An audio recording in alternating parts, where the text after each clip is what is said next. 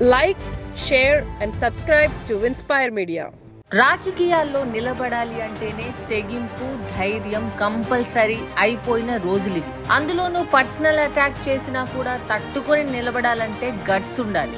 ఎదుటివాణ్ణి మించిన వాయిస్ వినిపించాలి. ఇప్పుడు అలాంటి ఇంట్రెస్టింగ్ ఫైట్ ఇస్తున్న నాయకురాలిగా ఏపీ రాజకీయాల్లో సంచలనమవుతున్నారు మాధవిరెడ్డి. ఎవరీమే? ఎందుకు ఇంత దూకుడుగా ఉన్నారు? అసలు స్టోరీ ఏంటి? నిష్పాక్షికమైన రాజకీయ విశ్లేషణల కోసం ఇన్స్పైర్ మీడియాను తప్పకుండా సబ్స్క్రైబ్ చేసుకోండి, లైక్ చేయండి, షేర్ చేయండి.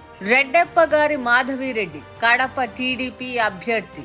వైసీపీ కంచుకోటగా ముద్రపడిన ప్రాంతంలో పసుపు జెండా ఎగరేస్తానని పంతం పట్టిన నాయకురాలు. కడప జిల్లా అంటేనే వైఎస్ కుటుంబానికి తిరుగులేని ఆధిపత్యం ఉన్న ప్రాంతం. అందులోనూ కడప టౌన్ అంటే ముస్లిం జనాభా ఎక్కువ.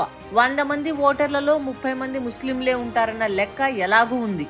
అందుకే కాంగ్రెస్ లో ఉన్నప్పుడు వైఎస్ డామినేట్ చేసినట్టుగానే వైసీపీ పుట్టిన తర్వాత జగన్ నిలబెట్టిన అభ్యర్థే కడపలో గెలుస్తూ వస్తున్నారు. ఈసారి మాత్రం ఆ ఆనవాయితీ మారింది.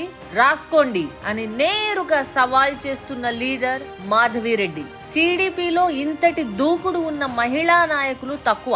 అయితే సినిమాల నుంచి వచ్చిన వాళ్ళు, లేదంటే లూజ్ టాక్ తో ప్రభావం కోల్పోయిన వాళ్లే ఎక్కువ. ఈ విషయం టీడీపీ వాళ్లకు కూడా తెలుసు. ఆ నాయకులు ఎవరు అని పేర్లు ప్రస్తావించాల్సిన పనిలేదు ఇక్కడ. ఇక ఇంకో కేటగిరీ వారసత్వంగా వచ్చిన మహిళా నాయకులు. రాయలసీమలో ఇలాంటి మహిళా లీడర్లు చాలా మందే ఉన్నారు. వీళ్ళు వాయిస్ గట్టిగా వినిపించినట్టుగా గాని, పోరాటం చేసినట్టుగా గాని ఎక్కడా కనపడదు. పార్టీకి అడ్వాంటేజ్ ఉంటే గెలిచిపోతారు, లేదంటే లేదు. వీళ్ళందరికీ భిన్నంగా, అందులోనూ రెడ్డి సామాజిక వర్గం నుంచి ఓ మహిళ కడప నడిబొడ్డున నిలవడం ఆసక్తి పెంచుతోంది. అసలు మాధవి దూకుడుకు కారణమేంటి? కడపలో టీడీపీ రాత ఎలా ఉంది?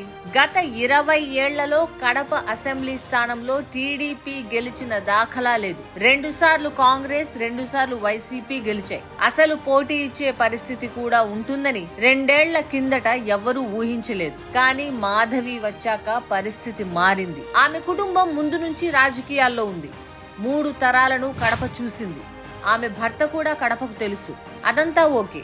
కానీ మాధవి జనంలోకి వెళ్తున్న తీరు, సమస్యలపై వైసీపీని నిలదీస్తున్న తీరు చూశాక సగటు టీడీపీ కార్యకర్తకు ధైర్యం వచ్చింది. ఇప్పుడు మాధవి టీడీపీ ఎందుకు గెలుస్తుందో చెప్పడం మొదలుపెట్టారు. కడప పట్టణ ప్రాంతం సమస్యల్లో కొట్టుమిట్టాడుతున్న పరిస్థితి.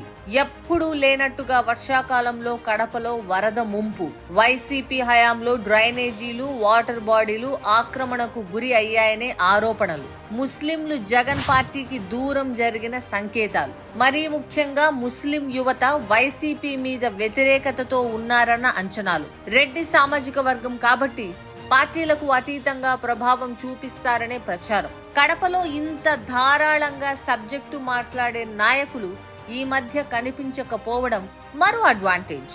క్షేత్రస్థాయి పరిస్థితి మీద ఇలాంటి ఓ అంచనా వచ్చింది కాబట్టే మాధవి దూసుకు వెళ్తున్నారు జనంలోకి. కన్ను కొట్టారని, టికెట్ పట్టారని చేసిన ప్రచారాన్ని కూడా ఆమె తిప్పికొట్టిన తీరు చూస్తే షీ ఈజ్ ఎ ఫైటర్ అని చెప్పక తప్పదు.